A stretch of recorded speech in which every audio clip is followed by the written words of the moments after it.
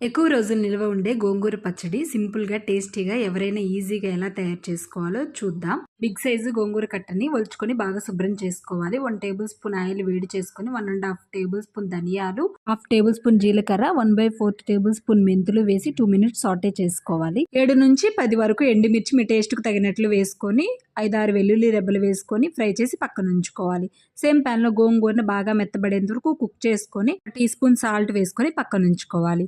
మనం ఫ్రై చేసుకున్న ఎండుమిర్చిని ఇలా కోర్స్ పౌడర్ లాగా ఫ్రై చేసుకొని గోంగూర వేసి బాగా మిక్స్ చేసుకొని జస్ట్ ఒక వైల్ గ్రైండ్ చేసుకోవాలి. తాలింపు కోసం 2 టేబుల్ స్పూన్ ఆయిల్ వేడి చేసుకొని ఒక హాఫ్ టీ స్పూన్ పచ్చిశనగపప్పు, మినప్పప్పు, జీలకర్ర, ఆవాలు, క్రష్ చేసిన వెల్లుల్లి రెబ్బలు, ఎండుమిర్చి, కరివేపాకు వేసుకొని ఫ్రై చేసుకున్న తర్వాత ఒక హాఫ్ టీ స్పూన్ అసఫోటిడా వేసుకొని మనం గోంగూరని ఇందులో వేసుకొని మగ్గించుకోవడం. గ్యాస్ ఆఫ్ చేసిన తర్వాత ఒక ఉల్లిపాయని ఇలా కట్ చేసి వేసుకుంటే చాలా టేస్టీగా ఉంటుంది. ఫుల్ వీడియో కోసం స్క్రీన్ పైన కనిపిస్తున్న లింక్ ని క్లిక్ చేయండి. Thank you. Stay blessed.